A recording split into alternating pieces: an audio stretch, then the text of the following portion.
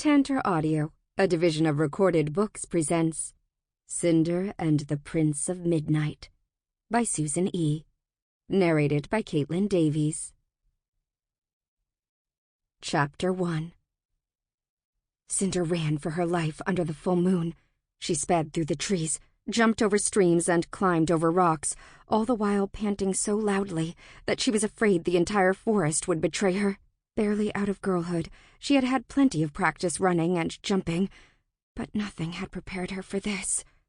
Behind her, she could hear the hounds baying and barking. The hooves of horses clattered behind her. The men were in no hurry, other than for the sport of it. She had seen some of their war horses decked out in bells and gold trimming, with heavily embroidered bridles. It was as if the lords were about to go on a parade through the town. Under the moonlight, they had looked as handsome as heroes of old riding in to save the damsel in distress. When she'd first seen them gathering outside the castle walls, she'd thought they were here to stop the hunt. For a moment, she thought she and the others had been saved. But as soon as one of them leered at her, she knew she was mistaken. These noble-looking men were the hunters.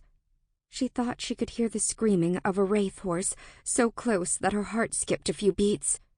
She imagined a wraith horse rearing up in the air with its flaming mane and tail, but she knew the hunters only rode ordinary horses. Wraith horses were rare, and not likely to be wasted on such easy prey as chasing down girls like her. Cinder ran up a hill and took the risk of turning to see how close they were. Below her, the dogs were crossing the stream. Only a few steps behind them, the first hunters rode out of the trees on their war horses. They were laughing. These men of the dark realm. She spun to run, but stopped short, startled. A pair of huge eyes flashed in the moonlight ahead of her. She jumped in fright and almost screamed, before she realized that the eyes belonged to a girl. The girl looked as startled and terrified as Cinder. There was a moment of relief when each realized that the other wasn't a hunter, but a hunted, like herself.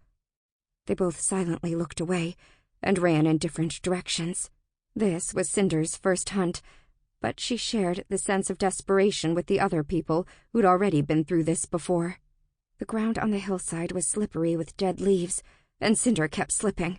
She tripped on her dress and fell, painfully landing on her knees against a fallen tree. She wanted to rip the cloth and shove it away, but it was the only protection she had against the world. She grabbed it in both hands and ran.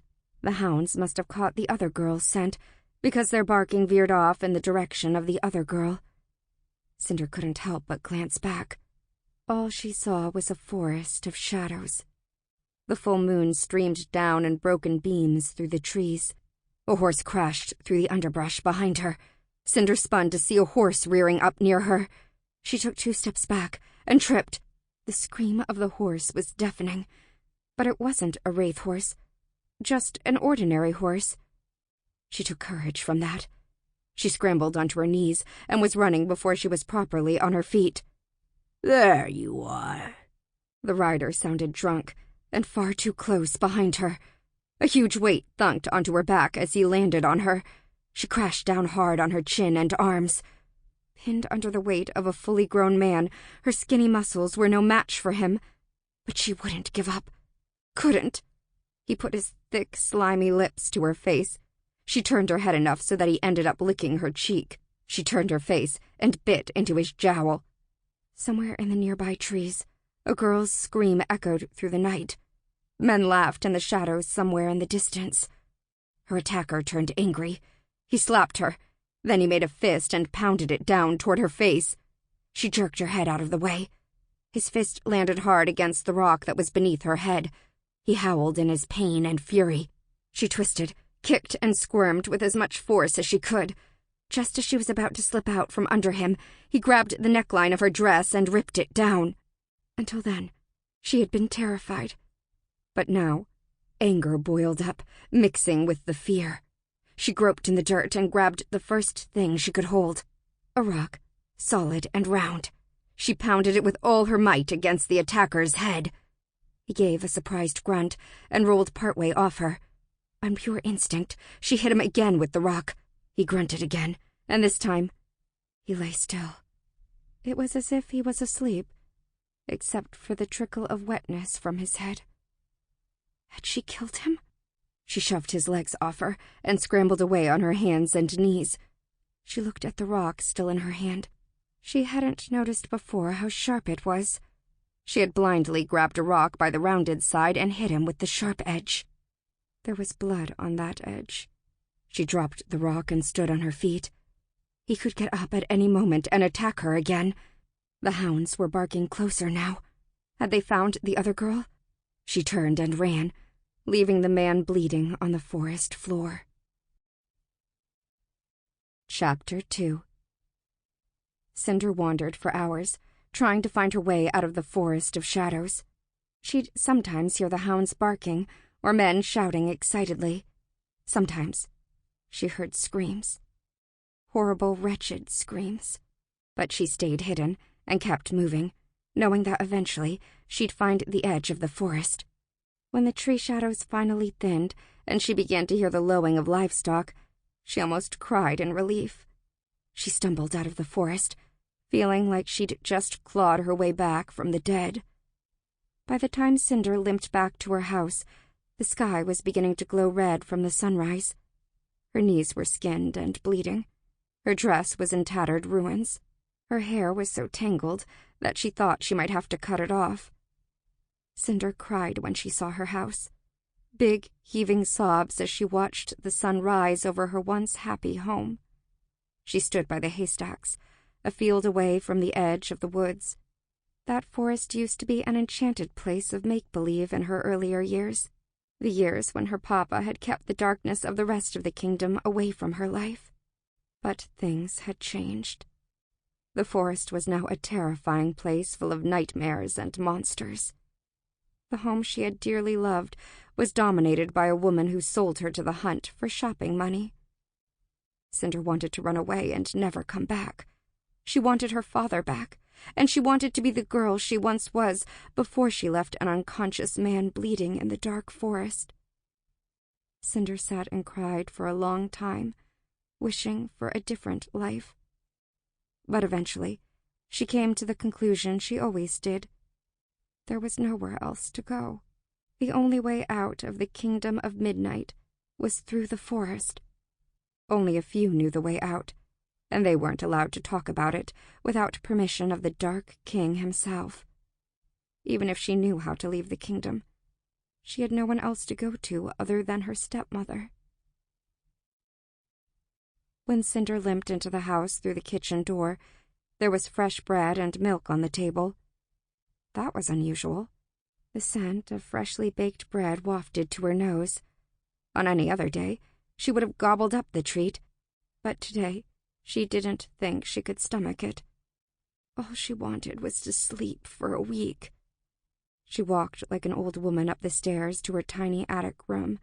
It was too early for anyone to be up, so she wasn't surprised that she didn't see anybody. When she got to her room, she stopped. There was a dress on the bed. It was mended and colorless, but it would replace the one she was holding together against her chest. Helene had known what would happen. She knew that if Cinder survived the night, her dress would be ruined. Helene knew all the horrible things that could happen to Cinder in the forest at night with those horrible men who were supposed to be heroes on their steeds. She would have wept some more if she hadn't been so drained. Instead, she shoved the dress to the floor and slept like the dead. The next day was an unexpectedly easy day for Cinder. She couldn't remember Helene leaving her alone for a full day before. She saw her, of course, and she still had her usual chores to do, but her stepmother didn't speak to her and wouldn't meet her eyes. Helene had also refused to look at Cinder yesterday when she had dropped her off at the hunt and taken a bag of coins in exchange.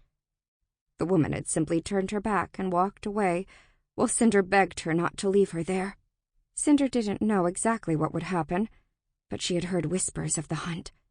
Everyone knew about it, even if no one talked about it in polite society. But today was different. Today, everywhere she turned, someone was talking about the hunt. Cinder walked through the open stalls of the market, trying not to look at anyone, It was a shameful thing to be one of the people in the hunt. Even the little ones sometimes threw rocks at those survivors. And now Cinder was one of them. "Did you hear?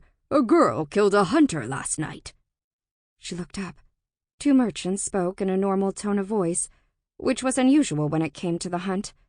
"I did hear, but I heard it was a wild fairy who mauled him." The first merchant lowered his voice. "That was just a story the man's family put out to try to stem the embarrassment. But the body was mauled, wasn't it? I heard his arm was chewed off." The first merchant raised his eyebrows. "Some say it was the girl." He nodded knowingly. "The girl?" The second merchant's eyes were huge. There was a spark of excitement. He swept his eyes through the crowd in the market, as if he was imagining meeting that very girl right here. Cinder turned away before he could see the guilt in her face. She walked over to the flower stall. Her stepmother liked fresh flowers in the house whenever she had guests over. The stall was full of bright colors that smelled of honey and summer. Her stepsisters, who unfortunately had come with her today, were whispering about the man who had been murdered. Tammy said he had been ambushed by a gang of girls in the woods, but Darlene said it was a pack of wolfkin led by a girl. The story seemed to get bigger by the minute. "It's about time," said Silver the flower grower. The flower vendor had silver hair like her name, and her stall was the only one in the market that sold flowers, the rarest of commodities in the land. Someone said it almost took magic to grow them in the kingdom, since the Dark King took over. "What's about time?" asked Tammy. "That one of those girls stood up to those horrible men." Silver clipped hard with her grandmother hands. She arranged flowers beside her granddaughter, Ruby, who clipped the needle-sharp thorns off long-stemmed roses. Anyone could sign up for the hunt. The hunters paid for volunteers to be hunted. Desperately poor people sometimes signed up for the money, but more often, people signed up someone else they had control over. The hunters paid more for girls, so there tended to be more of them. "They're just disreputable girls," said Tammy. "It's their lot in life to serve." Cinder wondered if her stepsisters knew that their mother had sold Cinder into being one of those disreputable girls. "Yes," said Darlene. "The lords get their natural aggression out of the way with them, so they can be perfectly gentlemanly to us ladies." "Ooh." Tammy held up an orchid. "I should like this one. It matches my dress." "That one's not for sale," said Silver. Tammy looked perplexed. "Why would a flower peddler not have one of her flowers for sale?" "This one's for sale, though." Silver picked up an especially thorny rose and thrust it at Tammy. "It'll go lovely with your disposition." Tammy raised herself to her full height and looked down her nose at Silver. "You are an obnoxious, offensive woman. I'm going to tell Mama to never give you another coin again." She turned and huffed off. Darlene snickered as she followed her sister. Silver sighed as she put down the thorny rose. She gave Cinder a hard look.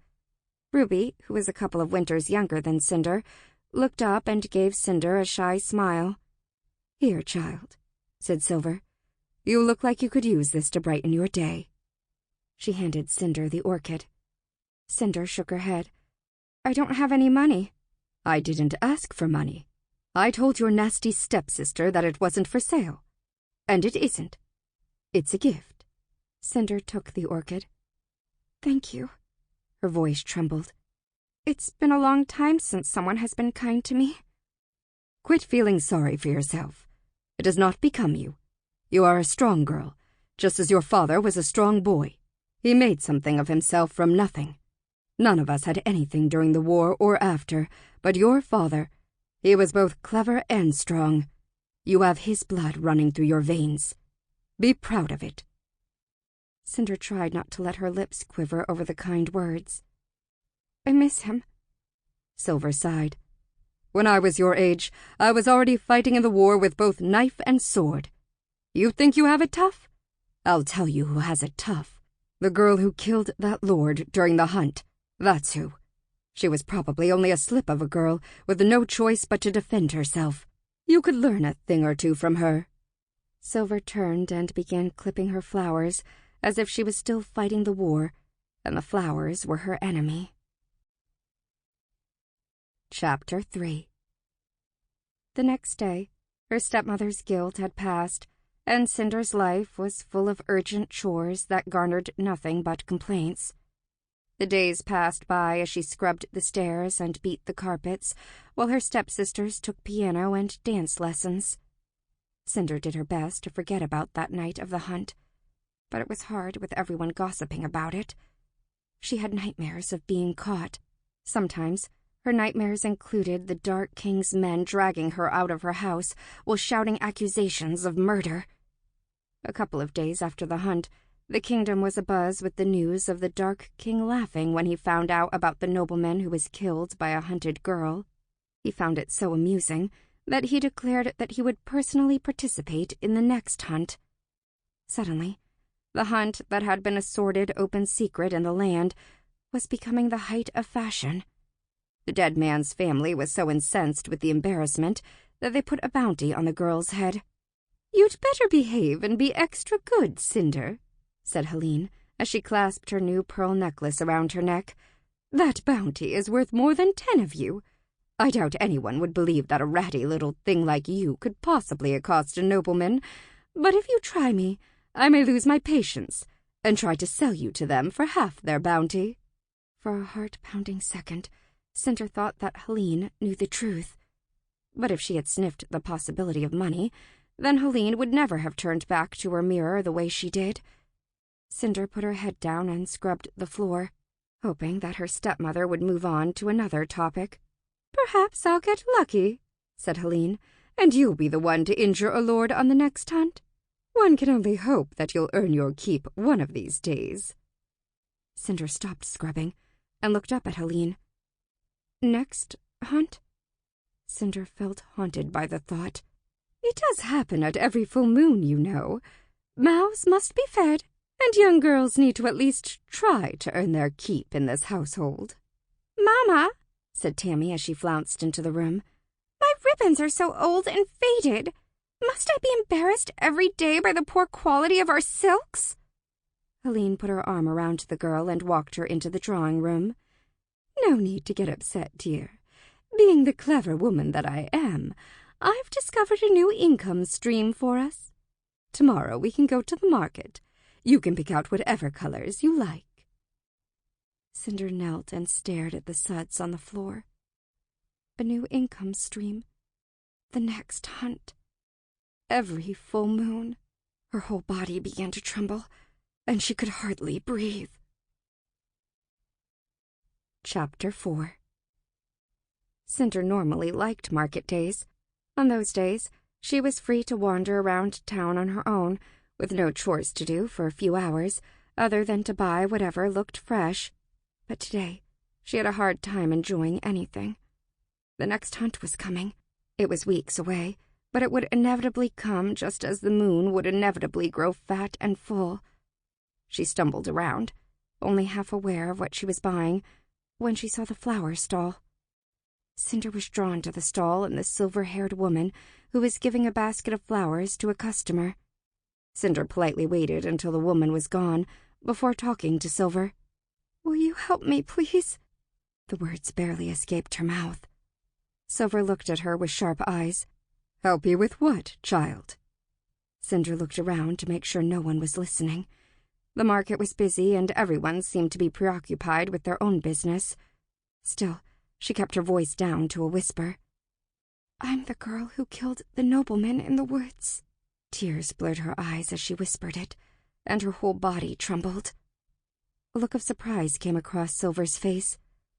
"My stepmother is going to send me on the hunt again and again, every month on the full moon. I don't know what to do." She tried her best to keep her voice from quivering. Silver's nostrils flared and she stood tall. "Well, blubbering about it won't help you." Cinder blinked rapidly, feeling her eyes dry at the sting of Silver's indifferent tone. There was nothing like indifference from others to make a girl stiffen her spine and trudge on. What choice did she have? "That's better." Silver handed her a thorny rose. "Here, come back over here and help take the thorns off. You'll at least be out of the way of my customers then." Cinder hesitantly walked around to the other side of the stall. Silver handed her a knife to clip and scrape the thorns. "My granddaughter Ruby used to help me, but her father has too many chores for her now." Silver had thick gloves on to protect her hands, while Cinder had none, but Cinder didn't complain.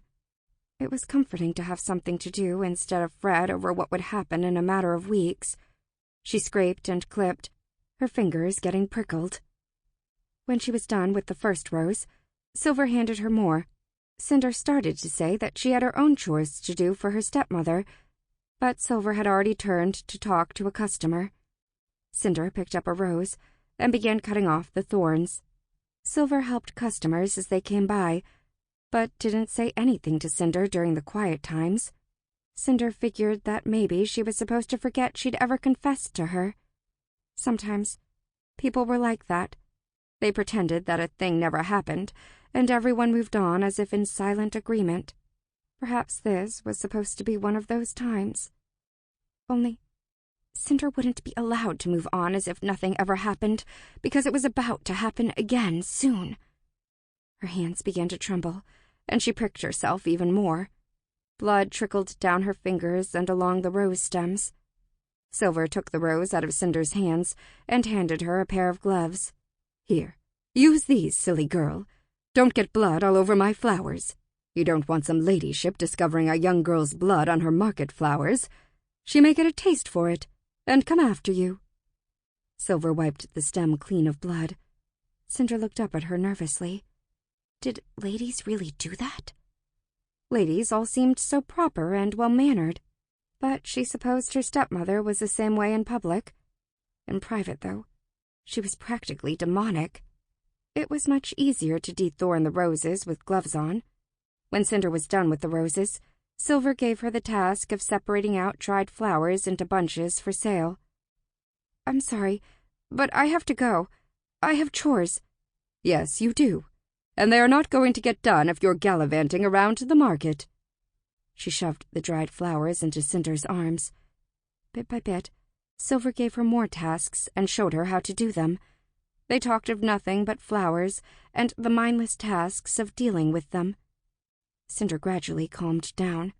It soothed her to be preoccupied, and every time her mind drifted to thoughts of running for her life through the dark forest, Silver gave her another task to do that took up all of Cinder until she got the hang of it. At the end of the market day, Cinder helped Silver pack up and put everything into her wheelbarrow. A heavy mood fell on the girl as she packed the flowers up for the morning. One more day closer to the next hunt. Silver walked away without saying goodbye, nor did she take her flowers with her. "Silver, you forgot your flowers." She turned to look at Cinder. "What are you dawdling for?" asked Silver. "Come along and bring those flowers with you. You don't expect me to push that heavy thing all the way home, do you?" Silver turned and walked away. Chapter 5. Cinder watched Silver walking away down the market. She had already spent all day helping Silver. She'd have a full day's chores waiting for her when she got home, but she had occasionally stayed all afternoon at the market before. She picked up the flower cart and rolled after Silver. The woman was brusque and sometimes odd, but at least Cinder knew Silver didn't hate her the way her stepmother did. Silver lived in a cottage surrounded by flowers at the edge of the dark forest. Her tidy cottage stood in stark contrast to the other houses in town, which were mostly water-stained and dark. Those were houses with dark windows covered by drab curtains. Hardly anyone smiled or wore bright colors. Black had been the height of fashion for as long as Cinder could remember. The only one in town who had bright flowers all around her house was Silver. Anyone else, and it would have been downright weird. Only the wealthiest had flowers, so naturally those who were most concerned with their social status had flowers on display. The only exception was Silver. She was the town's only flower grower. Without her, there would be no perfume. Without her, there would be no color at the fancy ladies' balls. Without her, there would be no bees or honey in town. So Silver was accepted, if not exactly popular. "Leave the cart there, girl, and come inside." Cinder looked at the darkening sky. Every year, The night fell earlier than the year before. Now it was getting dark at 3 in the afternoon. She didn't like the idea of walking home alone in the dark, but that was the kind of thing they were all getting used to. Silver's cottage was bursting with color. Flowers, both fresh and dried, were everywhere. Others had tried to raise flowers without much success, but under Silver's hands, they bloomed almost year-round. The scent was glorious and full of spring, even though it was fall. The cottage had a large hearth with a comfortable-looking rocking chair nearby. In front of that was a large table full of flowers. Silver's home welcomed Cinder with a mixed scent of roses, honey, and rich stew. She expected Silver to pause by the hearth to kindle a fire, but instead, she lit the candles and walked into the back room. Silver was rich enough to have a 2-room cottage. Only merchants and lords had multi-room houses. It was almost unheard of for a market vendor to live in a cottage made of petrified wood with more than 1 room. That was testimony to how valuable her services were. Not sure what she was supposed to do, Cinder followed Silver into the 2nd room. As soon as she stepped into it, she gasped. Instead of flowers draped everywhere, there were knives, swords, spikes, and all manner of soldierly things. Metal glinted from all corners. Weapons and armor were hung on every wall. "Stop looking so shocked," said Silver. "Every woman ought to have an armory in her house." "But why?" Cinder gaped at the glinting knives and swords, made especially for smaller frames. "Because we live in a world with violence and hate, where too many of the stories we hear are the Dark King's propaganda. Because half the population can kill women with their bare hands. Because there is nothing to save us but us." She ran a finger along a blade, caressing it like a lover. "Anyone who lays a hand on me will bleed out before he knows what hit him." Cinder watched her with wide eyes. "But you're a grandmother. I've seen you with your grandchildren." She blinked, trying to make sense of it. "What of it? You think you cannot be feminine and still be a deadly fighter? You think grandmothers and flower sellers can't kill and hunt and defend herself against other hunters?" Cinder stood in the flower grower's armory and tried to breathe. "You asked me to help you. I cannot save you, but I can teach you to save yourself. Understand? It will be hard work, harder than you've ever worked, and when the time comes, you'll be completely alone with not enough training to do much other than to confuse your clumsy body." She walked around Cinder, squeezing her arms and tapping her calves. "And if you're lucky enough to survive the next hunt, then you shall have passed your 2nd test. Come back to me alive, and I'll teach you how to survive the next time, and the next, and the next. Eventually, you might look forward to the hunts." Silver stopped directly in front of Cinder. "Eventually, it might be the hunters who are afraid to go into the woods under a full moon." There was a hard glint to her eyes. "As it should be." Cinder could hardly breathe. You'll teach me?" Silver looked her up and down with an assessing eye. "When the Wild Wars started, I was younger than you, skinny and gangly, with a body that hadn't grown into itself yet. I had my head full of stories of true love and Everness." "Everness? The kingdom of sunshine and happiness? It's hard to imagine you believing in such a fairy tale." "It's not a fairy tale. It's our neighboring kingdom, child. The Dark King guards the way to it, and commands all to speak of it as a silly fairy tale, because he fears that all his subjects will go there instead of staying in Midnight." Cinder could only blink in surprise. She couldn't simply believe Silver over a lifetime of being told that there was no such place full of sunshine. Silver saw her resistance and sighed. "Anyway, beliefs can kill. I believed fairies were wee creatures full of mischief and harmless fun, and that belief certainly killed many. When the Wild Wars started, we had to call the enemy wild fairies, because people were dying from their belief that ordinary fairies were harmless." She moved to take down a tiny knife. Sample complete. Ready to continue?